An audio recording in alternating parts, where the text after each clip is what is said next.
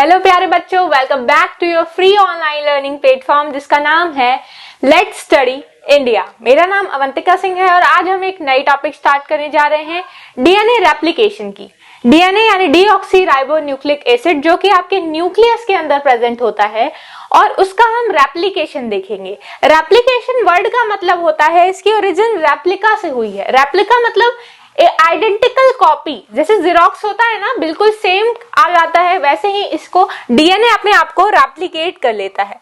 मतलब ये डीएनए है, suppose this is a DNA और ये अपनी एग्जैक्ट कॉपी अपनी बना लेता है, इसी को बोलते हैं डीएनए का रेप्लिकेशन। अब ये प्रोसेस कैसे होती है और किसने इसको बताया था वो हम इस वीडियो लेक्चर में जानेंगे। देखिए, वाटसन और क्रिक दो साइंटिस्ट थे जिन्होंने क्या दिया था, डीएनए का डबल हेलिकल मॉडल दिया था। इन्होंने 1952 में ये दे दिया था, यानी कि 1952 में हमें पता चल गया था कि डीएनए नाम की चीज है जो कि generation to generation pass on होती है और उसका स्ट्रक्चर कुछ ऐसा होता है, यानी कि दो क्या होते हैं, हेलिक्स, जो कि आपस में कॉइल्ड होते हैं। हेलिकल अरेंजमेंट होती है कुछ इस तरीके से।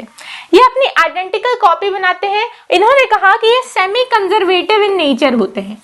सेमी कंजर्वेटिव कहने का मतलब है कि देखिए, सेमी कंजर्व करना मतलब क्या होता है कि उसको बचा करके रखना, किसी भी चीज को बहुत टाइम तक बचा के रखना और नई जनरेशन में, नई पीढ़ी के लिए भी पास ऑन करते रहना। कंजर्व करना मतलब बचा के रखना। और सेमी कंजर्वेटिव नेचर होता है डीएनए रेप्लिकेशन का, यानी कि जब हम इसकी कॉपी बनाते हैं तो ये कॉपी जो है पूरे लाइफ टाइम इंसान के वो बनती रहेगी। हमारे बॉडी में जितने भी सेल हैं उनके पास वही आइडेंटिकल पीस ऑफ डीएनए है, जो कि हमारे ब्रेन सेल्स में है, वही हमारी किडनी सेल्स में भी है, सेम डीएनए है। अब आप सोचते होंगे कि मैम जब सेम डीएनए है तो हमारी सेल्स अलग अलग क्यों फंक्शन करती है? क्योंकि अगर यहाँ पे ये प्रोटीन है, ये प्रोटीन काम कर रही है क्या करने के लिए, प्यूरिफिकेशन करने के लिए। तो प्यूरिफिकेशन का जहां काम होगा ये प्रोटीन वही बनेगी। ऐसा नहीं कि ब्रेन में प्यूरिफिकेशन का काम नहीं है तो ब्रेन में भी बनने लगेगी, ब्रेन में नहीं बनेगी। ठीक है, जहां डाइजेशन का काम है, अगर स्टमक में ये वाला यहाँ पे एक जीन है जो कि कोड कर रही है फॉर डाइजेशन, तो ये स्टमक में ही ये प्रोटीन बनेगी और कहीं पे ये प्रोटीन नहीं बनेगी। तो इस तरीके से ये काम करता है। अब ये डीएनए जो है वो सेमी कंजर्वेटिव कैसे था ये हम जानेंगे। ये आपके एनसीईआरटी का डायग्राम है, बहुत अच्छे से परिचित होंगे आप। ये जो रेड कलर है ना वो दिखा रहा है कि ओल्ड डीएनए है। ये डीएनए पेरेंटल डीएनए है। The red colour represents the parental DNA और ये जो ब्लू कलर है वो रिप्रेजेंट कर रहा है हमारा नया डीएनए। फॉर एग्जांपल हम लेते हैं, इसको सिंपल लैंग्वेज में समझने की कोशिश करते हैं। ये जो हेलिकल मॉडल है हम उसको स्ट्रेट लाइन से दिखा रहे हैं। ये हो गया आपका 5 प्राइम और दूसरा होता है 3 प्राइम और यही एक डीएनए होता है, ये होता है 5 प्राइम और ये 3 प्राइम, है ना। हमें पता है कि ये कैसे है, उल्टा अरेंज होता है, एक ऐसे तो दूसरा ऐसे रहेगा, ऐसे नहीं प्रेजेंट होता है, ऐसे रहेगा। मतलब 5 प्राइम के सामने 3 प्राइम और 3 प्राइम के सामने 5 प्राइम। अब हमको पता है कि डीएनए के क्या सीक्वेंस होते हैं, एडेनिन, ग्वानिन, साइटोसिन और थाइमिन। तो इसमें से कोई भी किसी भी अरेंजमेंट में प्रेजेंट हो सकता है। पर्सन टू पर्सन ये अरेंजमेंट वेरी करती है। अब यहाँ एडेनिन हुआ तो यहाँ क्या हो जाएगा, ग्वानिन, फिर ग्वानिन, साइटोसिन, कुछ भी, anything, you can take anything. Okay, तो ऐसे क्या होता है, डीएनए प्रेजेंट होता है। अब हमें पता है कि एडेनिन से कौन पेयर बनाता है, थाइमिन, ग्वानिन से साइटोसिन, यहाँ पे भी साइटोसिन, यहाँ पे क्या, ग्वानिन, ग्वानिन से थाइमिन। हमें पता है कि ये दोनों आपस में पेयर बनाते हैं, ये दोनों आपस में पेयर बनाते हैं। तो जहां टी होगा वहां ए हो जाएगा, जहां ए है वहां टी हो जाएगा, जहां सी है वहां जी हो जाएगा। तो इस तरीके से क्या होता है, ये मान लीजिए आपका पेरेंटल डीएनए है, मतलब ये डीएनए है। इससे जब नई डीएनए बनती है तो क्या होता है, पहले ये दोनों डीएनए अलग अलग हो जाती हैं। क्या होगा, 2 डीएनए के स्ट्रैंड अलग हो जाएंगे। ठीक है, तो ये देखिए, आप देख रहे हैं ये डीएनए था और ये डीएनए की 2 स्ट्रैंड क्या हो गई, अलग हो गई, ये इससे अलग हो गई। अब पहले वाले में क्या है, ए, ये स्ट्रैंड का नाम लिखते ए, जी, फिर जी है, फिर साइटोसिन, फिर एडेनिन, फिर थाइमिन। बोलोगे मैम आप क्या कर रही हो, क्या लिख रही हो?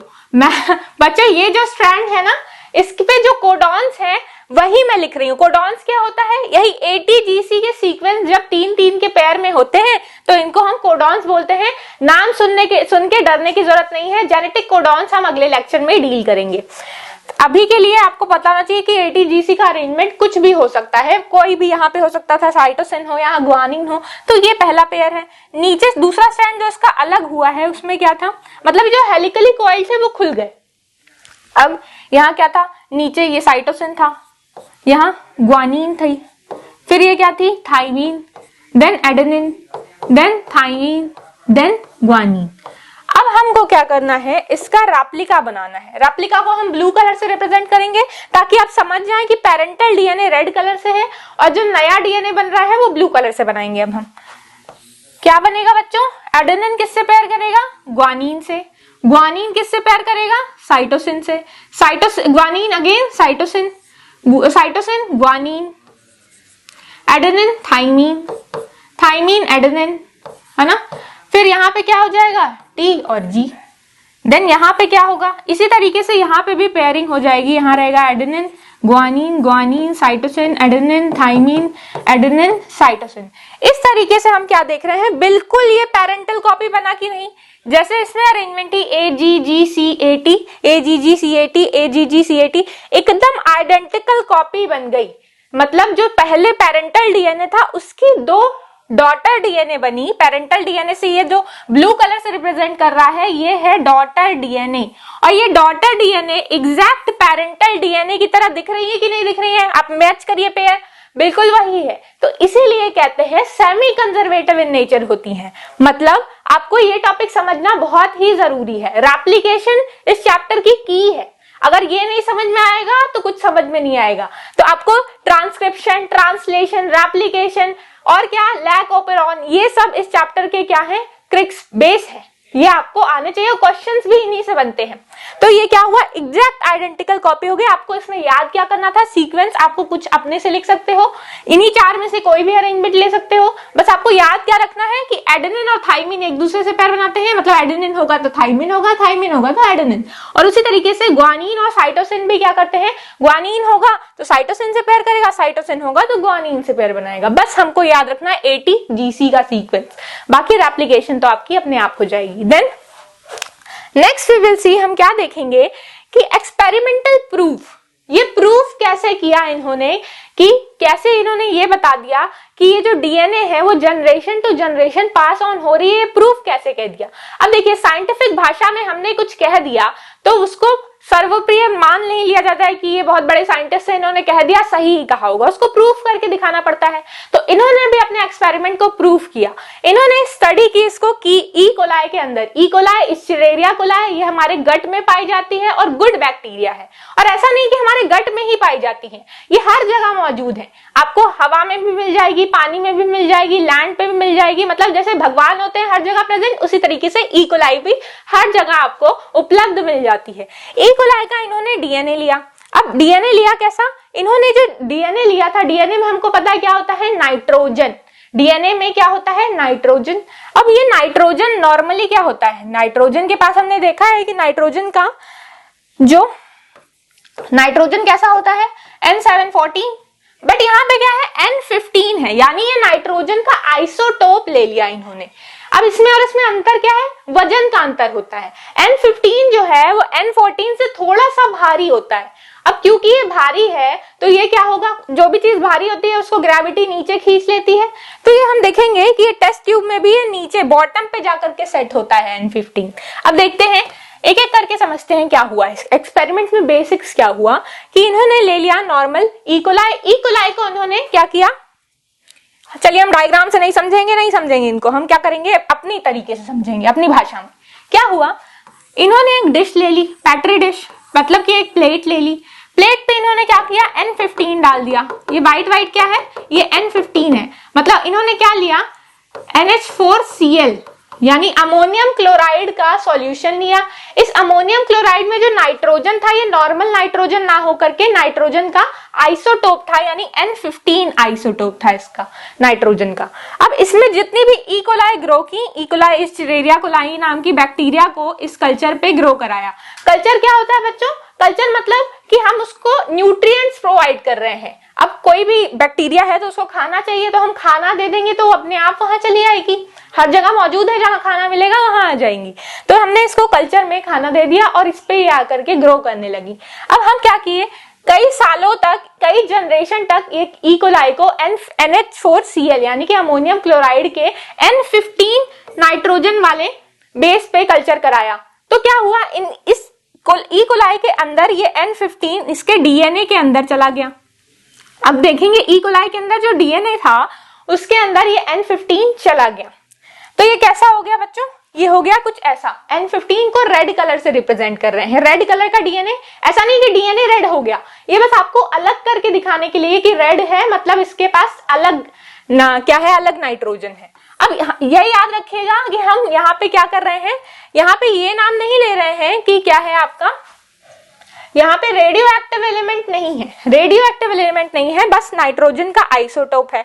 अब ये क्या होगा, अगले 20 मिनट में एक इस्चीरिया कोलाई क्या करती है, मल्टीप्लाई करती है। मतलब एक ई कोलाई से 20 मिनट में 2 बच्चे पैदा हो जाते हैं। हर 20 मिनट पे ये क्या करती है, बाइनरी फिजन। हर 20 मिनट में एक ई कोलाई से 2 ई कोलाई तैयार हो जाती है।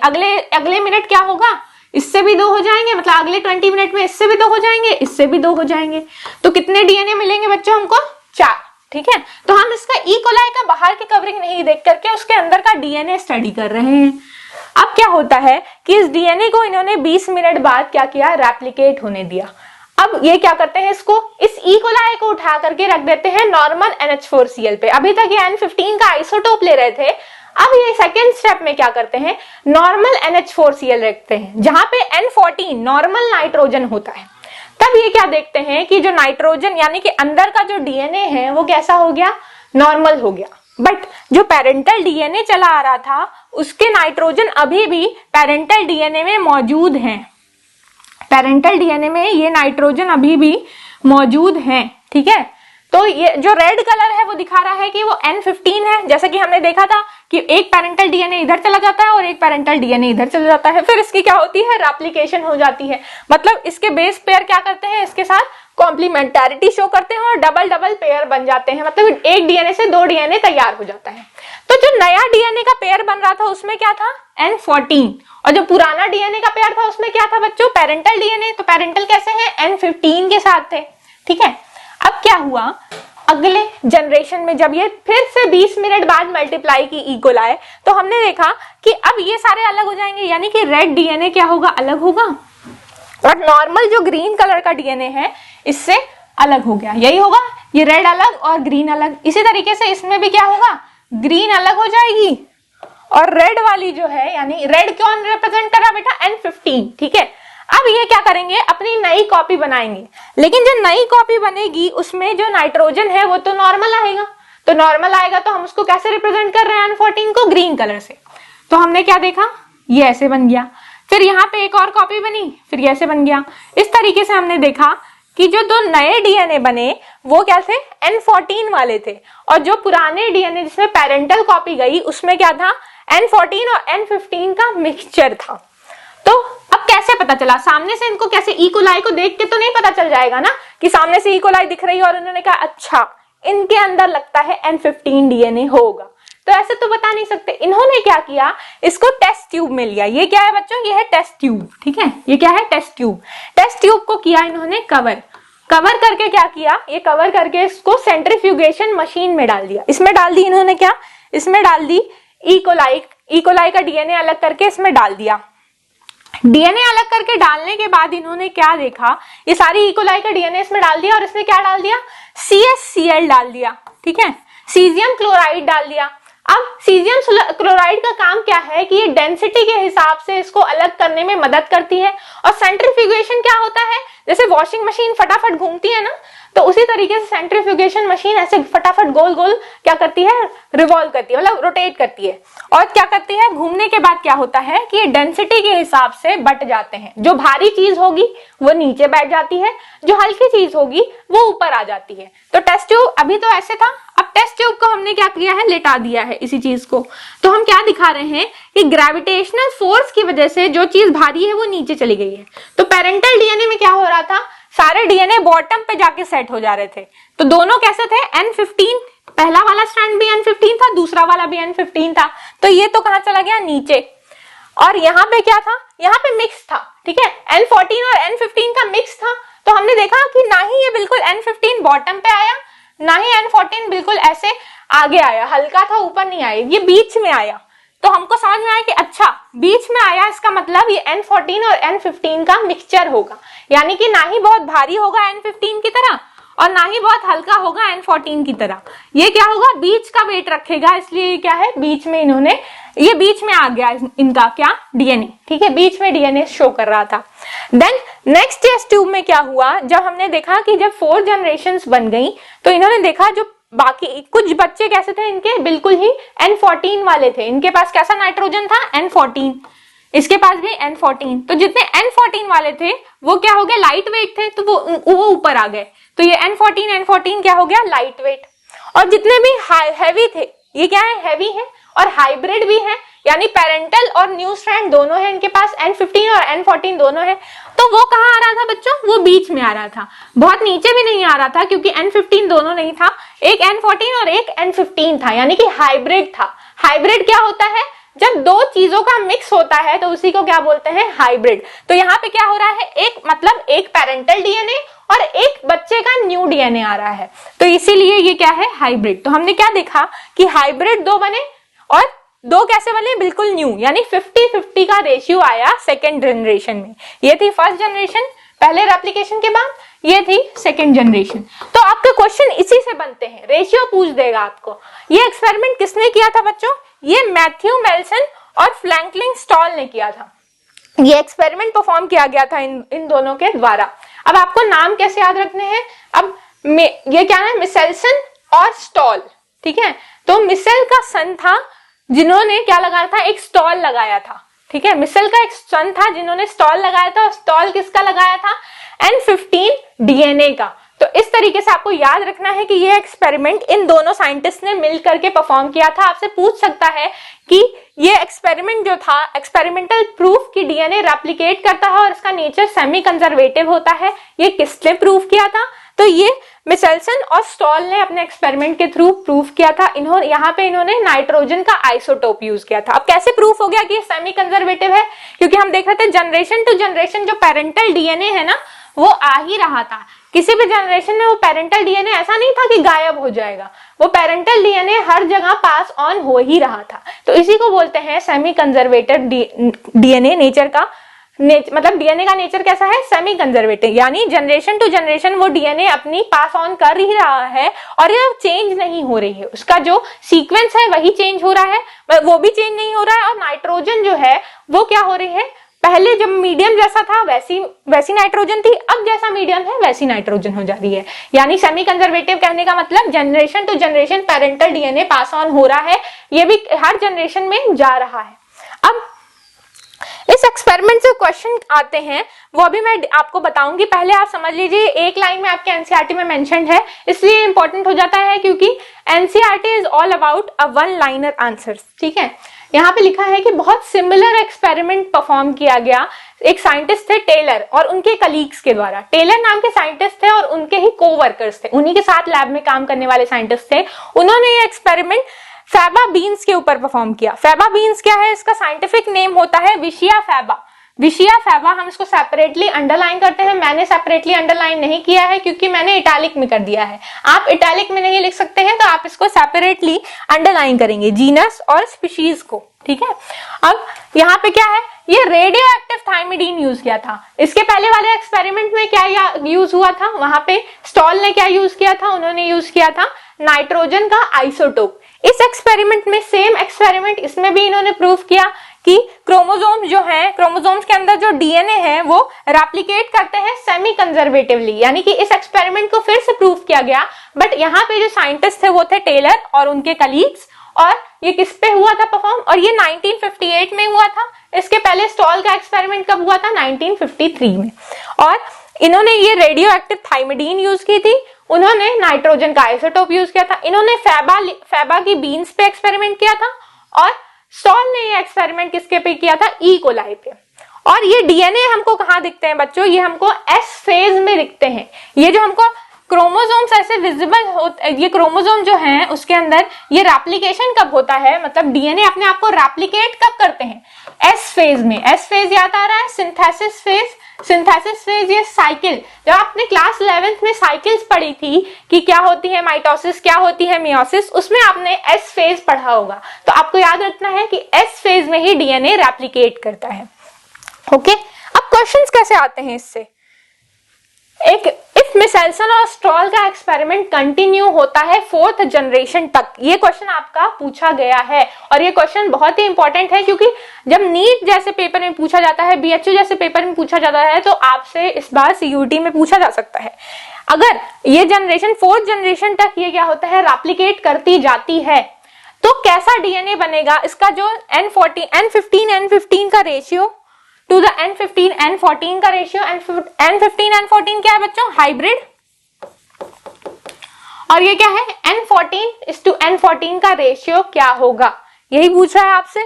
तो आपने क्या देखा कि जब फर्स्ट जनरेशन थी आपकी, फर्स्ट जनरेशन में क्या था, आपने देखा कि 100% क्या थे आपके हाइब्रिड, 100% क्या थे, यहां पे हम लिखते हैं कि हाइब्रिड, ठीक है, या ऐसे लिखते हैं, क्या था N15 इन्हीं तीनों का रेशियो पूछा है, इस टू N15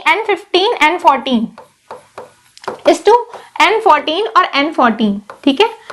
तो पहले टाइम हमने क्या देखा कि N15 का रेशियो कितना था, 100%। फर्स्ट जनरेशन की बात हो रही है ये, हमने क्या देखा, फर्स्ट जनरेशन में सारे कैसे थे, N15 वाले थे पहले एक्सपेरिमेंट में, और कोई भी ऐसा नहीं बन रहा था। देन सेकेंड में हमने क्या देखा कि 50% कैसे थे, ऐसे, मतलब 50% कैसे थे, 50% थे हाइब्रिड, और 50% कैसे थे, बिल्कुल ही न्यू, है ना।